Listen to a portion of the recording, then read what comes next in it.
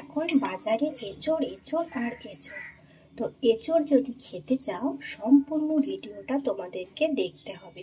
নতুন স্বাদের এঁচড়ের এক রেসিপি। তোমরা কি বন্ধুরা খেতে চাও?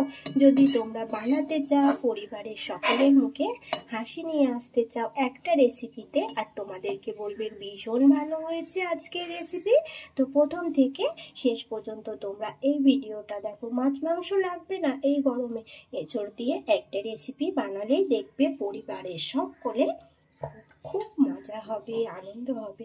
তো প্রথম থেকে শেষ পর্যন্ত রেসিপিটা দেখতে হবে। তো প্রথম থেকে শেষ পর্যন্ত যদি রেসিপি না দেখো তাহলে এইভাবে খুব সুন্দর মজাদার একদম আমার মতো বানাবে কি করে? তো সেই জন্য বারবার বলছি, এঁচড় তো অনেকে অনেকভাবে খেয়েছো, এইভাবে একবার বানিয়ে দেখো, তোমাদের অনেক ভালো লাগবে। আর নতুন করে রেসিপি সকলের খেতে খুব ভালো লাগে। নতুন নতুন একই রকম তো রেসিপি অনেকে অনেকভাবে বানিয়েছো আর খেয়েছো, কিন্তু এঁচড়ের এই রেসিপিটা আমি বলছি বন্ধুরা, তোমরা হয়তো এখনও কেউ বানাওনি, তবে একবার নতুনভাবে নতুন স্বাদের এই রেসিপিটা তোমরা বানিয়ে দেখতে পারো, অনেক ভালো লাগবে। তো প্রথম থেকে শেষ পর্যন্ত রেসিপিটা দেখে বানিয়ে নেবে।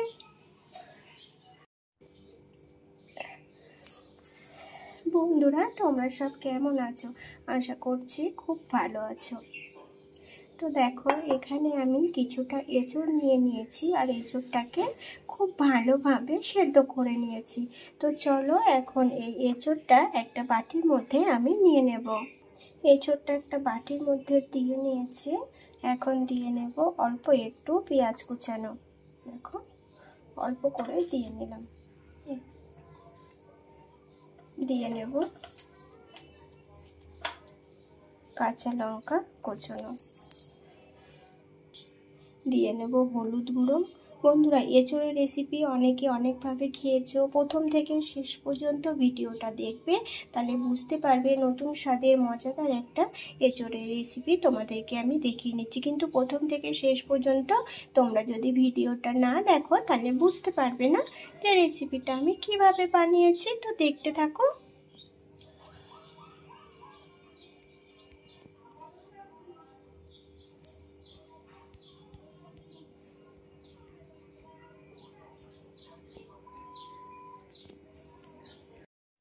দিয়ে নেব লবণ আর দিয়ে নেব 2 চামচ বেসন। দেখো 1 চামচ দিয়ে নিলাম, আরও 1 চামচ বেসন এখানে দিয়ে নেব। 2 চামচ বেসন দিয়ে নিয়েছি। এবার এটা একটু ভালোভাবে মেখে নেব। দেখো হাত দিয়ে একটু ভালোভাবে মেখে নিতে হবে। আর এঁচড়টাকে কিন্তু খুব ভালোভাবে তোমরা সেদ্ধ করে নেবে। দেখো আমি খুব ভালোভাবে সেদ্ধ করে নিয়েছি। তো চলো এখন এটা খুব ভালোভাবে মেখে নেব। হ্যাঁ বন্ধুরা, এঁচড়টা যখন সেদ্ধ করে তোমরা উঠিয়ে নেবে তখন দেখবে এইভাবে একটু চিপে নেবে, আর একটু এঁচড়ের টুকরোগুলো একটু বড় বড় করে নেবে, ছোট ছোট করে নেবে না। যে দেখবে কিছুটা পরিমাণ জল ওটা থেকে বেরিয়ে যাবে, তারপরে একটা বাটির মধ্যে নিয়ে নেবে। আর দেখো একটু আমি এখানে জল ব্যবহার করলাম না, আর জল এটাতে লাগবেও না। তোমরা কিন্তু জল দিতে যাবে না, তখন কিন্তু এটা একদম ভালো হবে না। তো দেখতে থাকো। তো চলো আগে এটা আমি ভালোভাবে মেখে নিচ্ছি। হাত দিয়ে একটু ভালোভাবে চটকে চটকে মেখে নিতে হবে।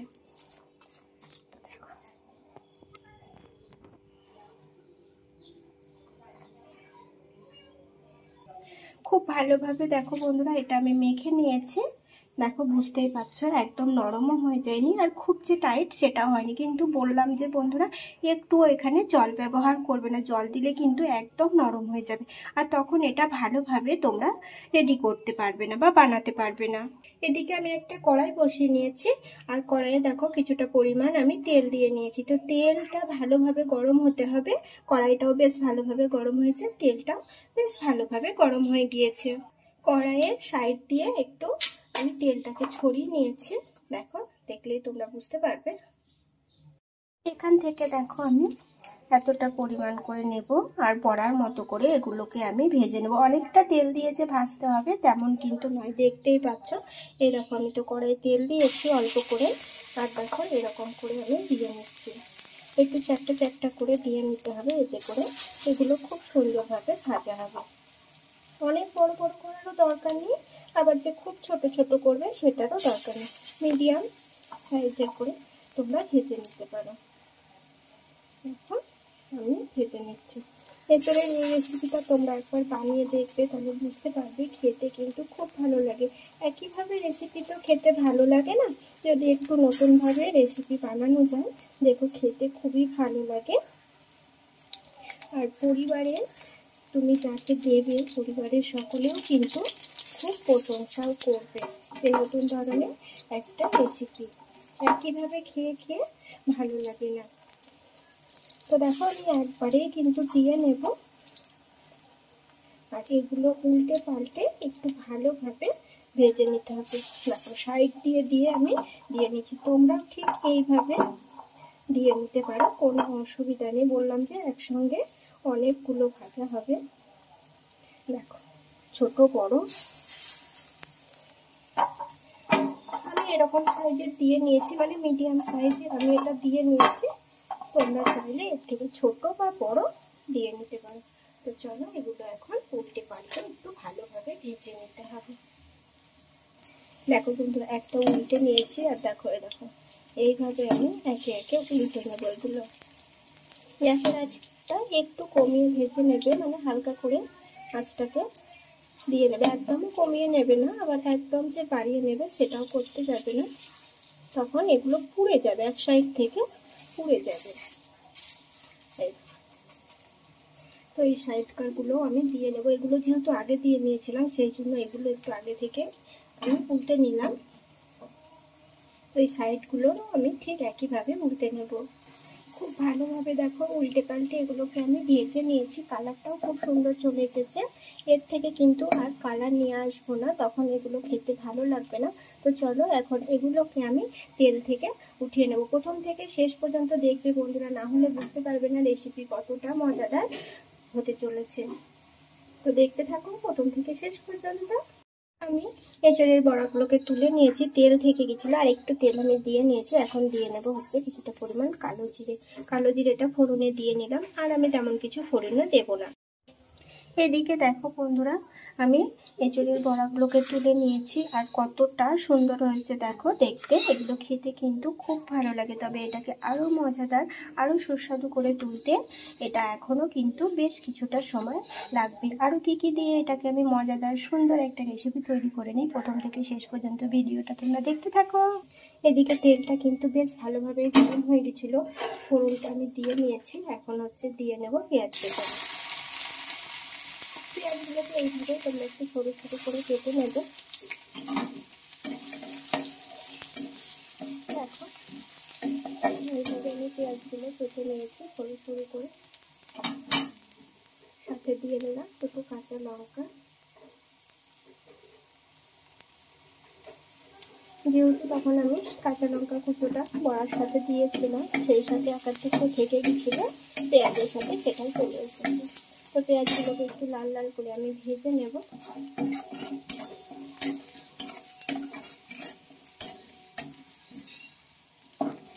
প্রথম থেকে শেষ পর্যন্ত ভিডিওটা দেখবে বন্ধুরা, তাহলে বুঝতে পারবে ভীষণ ভীষণ মজাদার এক রেসিপি, তোমাদের অনেক ভালো লাগবে। আর নতুন ধরনের একটা রেসিপি, তোমরা এর আগে হয়তো এইভাবে এঁচোড়ের রেসিপি বানাওনি, তোমরা বানিয়ে দেখতে পারো, খুব খুব খুব ভালো লাগে। বাচ্চারাও কিন্তু খুব সহজে খেয়ে নেবে, হয়তো এমনি তোমরা যেইভাবে বানাও সেইভাবে হয়তো খেতে চায় না, একবার এইভাবে বানিয়ে দিয়ে দেখো, ওরা খুব সহজে খেয়ে নেবে। তো দেখো পেঁয়াজগুলোকে একটু লাল লাল করে ভেজে নেব। পেঁয়াজগুলো দেখো হালকা করে ভেজে নিয়েছি। এখন দিয়ে নেবো টমেটো কুচি। টমেটোগুলোকে ঠিক আমি একইভাবে ছোটো ছোটো করে কেটে নিয়েছি, আর মিডিয়াম সাইজের একটা টমেটো এখানে দিয়ে নিয়েছি। তোমরা যদি এঁচোড়ের বড়াটা একটু বেশি করে বানাতে চাও, তাহলে পেঁয়াজ তেল ঝাল মশলা সেইগুলোরও পরিমাণটা একটু বাড়িয়ে দেবে। আমি যেই মতো বানিয়েছি বড়াটা ঠিক সেই মতো আমি এখানে পেঁয়াজ টমেটো এগুলো সব দিয়ে নিয়েছি, তেল ঝাল মশলা দিয়ে নেবো। এখন দিয়ে নেবো স্বাদ মতো লবণ। লবণটা যেহেতু বড়ার মধ্যে তখন আমি দিয়ে নিয়েছি, সেই মতো তোমরা দিয়ে নেবে। হলুদ গুঁড়ো, লবণ হলুদটা দিয়ে একটু ভালোভাবে নেড়ে চেড়ে নিতে হবে। দেখো এইভাবে এবার এখানে দিয়ে নেব আদা আর জিরে। আদা জিরে আমি বেটে নিয়েছিলাম, সেটা এখানে দিয়ে নিলাম। আর কিন্তু রসুনগুলো বা অন্য কোনো কিছু আমি এখানে এক্সট্রাভাবে বেটে নিই, শুধু আদা আর জিরে। এখন আমরা একটু জল দিয়ে নেব, একদম অল্প করে জল দিয়ে নেব।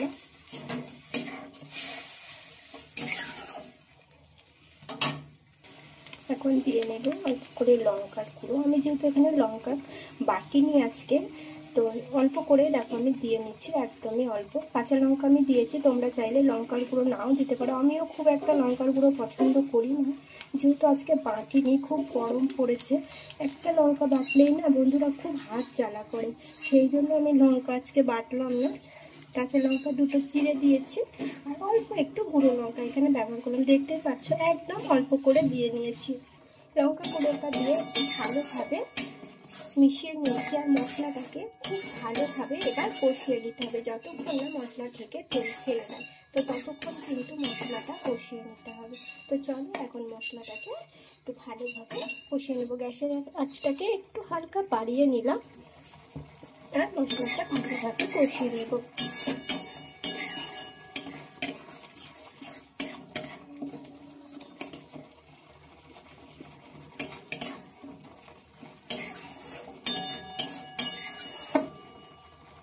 বন্ধুরা স্বাদের জন্য অল্প একটু এখানে আমি চিনি ব্যবহার করলাম, একদম অল্প।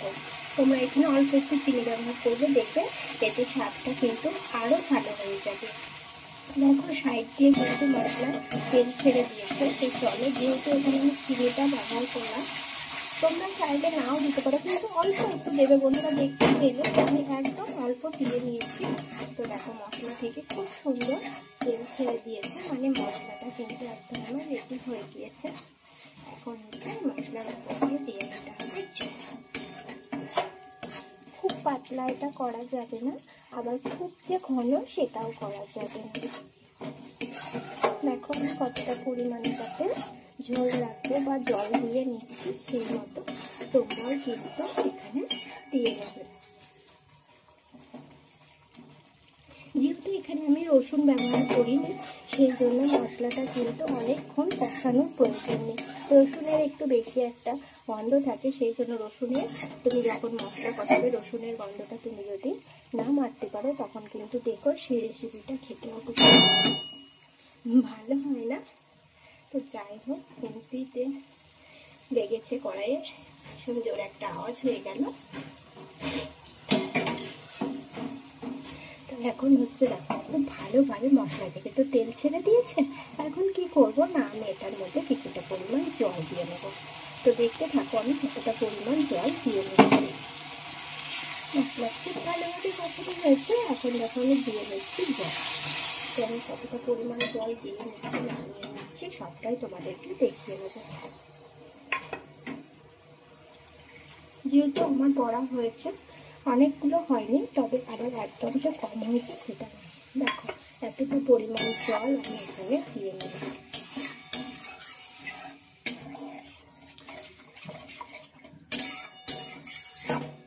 বন্ধুরা তোমাদেরকে বলছি, যারা নতুন বন্ধু আছো প্লিজ চ্যানেলটিকে সাবস্ক্রাইব করে নিও। আর এরকম নিত্য নতুন রেসিপি অনেক দেওয়া আছে, তোমরা চাইলে দেখে নিতে পারো। ভীষণ মজাদার মজাদার রেসিপি দেওয়া আছে। আর আজকের রেসিপি তোমাদের কেমন লেগেছে আমাকে কমেন্টে জানাতে কিন্তু ভুলো না বন্ধুরা। আর এরকম নিত্য নতুন রেসিপি অনেক দেওয়া আছে, তোমরা চাইলে দেখে নিতে পারো। তো দেখো ঝোলের মধ্যে চাল প্রায় উঠে এসেছে, তার একবার নেড়ে নিলাম আমি। বন্ধুরা দেখো ঝোলের মধ্যে চালটা কিন্তু বেশ ভালোভাবে উঠে এসেছে। এখন হচ্ছে দিয়ে নেব বড়াগুলো। যেহেতু মশলাটা তো খুব ভালোভাবে আমি রেডি করে নিয়েছিলাম, সেই জন্যই বললাম। তো চলো বড়াগুলো এখন দিয়ে নেব।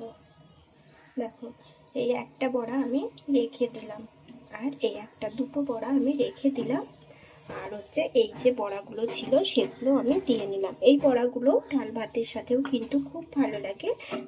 তোমরা একবার বানিয়ে দেখো, বাচ্চাদেরকে দেবে, দেখবে খুব ভালো লাগবে, আর ওরাও কিন্তু খুব সহজে এগুলো খেয়ে নেবে।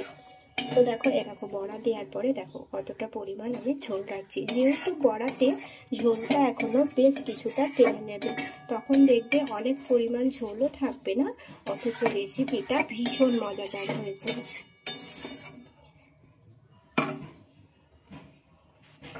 রেসিপিটা দেখো একদম আমার প্রায় রেডি হয়ে এসেছে। হ্যাঁ বন্ধুরা, তোমাদেরকে আমার দেখাতে ভুলে গেছি, বা ক্যামেরাতে নেওয়া হলো না, অফ ক্যামেরাতে। এটা হচ্ছে আমি কি করলাম না, একটু গরম মশলার গুঁড়ো দিয়ে নিয়েছি। তোমরা একটু গরম মশলার গুঁড়ো দিয়ে নেবে, অল্প একটু সামান্য আমি দিয়ে নিয়েছি।